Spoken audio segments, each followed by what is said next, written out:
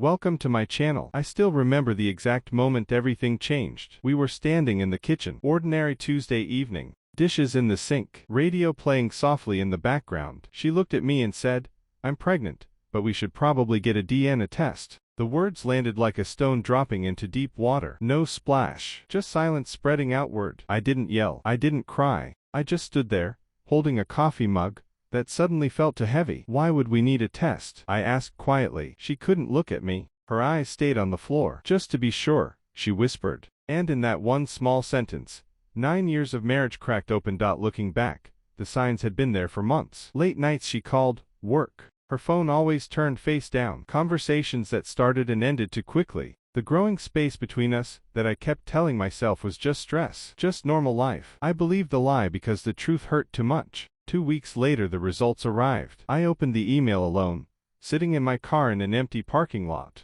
My hands were shaking so badly I could barely read the screen. Probability of paternity, 0%. I didn't scream. I didn't throw the phone. I just stared at those words until they stopped making sense. When I walked back into the house, she knew the second she saw my face. She started talking fast. "I was going to tell you. I swear. I just needed time." "Time for what?" I asked. My voice sounded strange, too calm. She broke then. Tears. Apologies. Words tumbling out. She said it was a mistake. She said she felt lonely. She said she was confused. I listened. Every excuse. Every sentence. Then I walked to her bedroom, pulled out a suitcase, and started packing. She followed me, crying, asking where I was going. I didn't answer, because I didn't know. I zipped the bag, picked it up, and walked past her. She grabbed my arm at the door. "Please don't just disappear," she begged. I looked at her for a long moment. "I already have," I said, and I left. I turned my phone off. I didn't say goodbye to friends. I didn't explain anything to family. I just drove. Hours later the city lights disappeared in the rearview mirror. Eventually I ended up in a small coastal town,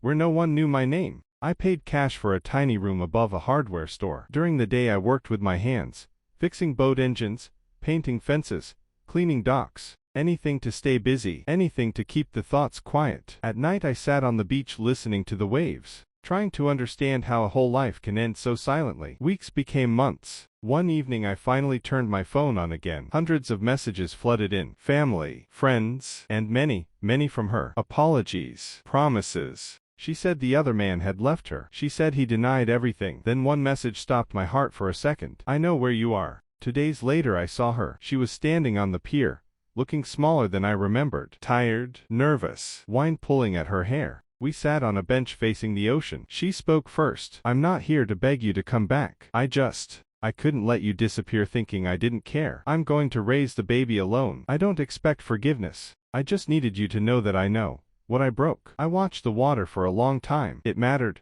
I finally said. "That's exactly why I couldn't stay." She cried quietly beside me. "I ruined everything," she whispered. "Yes," I answered. "Simple, honest. You did." We sat in silence after that. Just the sound of waves and gust. When I stood up to leave, she looked at me with red eyes. "Will I ever see you again?" I thought about it. Really thought about it. "No," I said gently. "And that's how it has to be." I walked away down the pier. I didn't turn around. It took time. A lot of time. New city. New job. New routines. New quiet mornings. Some days still hurt. But the hurt changed. It stopped screaming. It just stayed. Like an old scar. One afternoon I caught my reflection in a shop window. I looked older, but I also looked calmer. More like myself again. I didn't disappear to punish her. I disappeared to save what was left of me. And for the first time in years, that felt like enough. If you've ever had to start over from nothing, you already know how heavy it is. But you also know it's possible. Take care of yourself first. Always.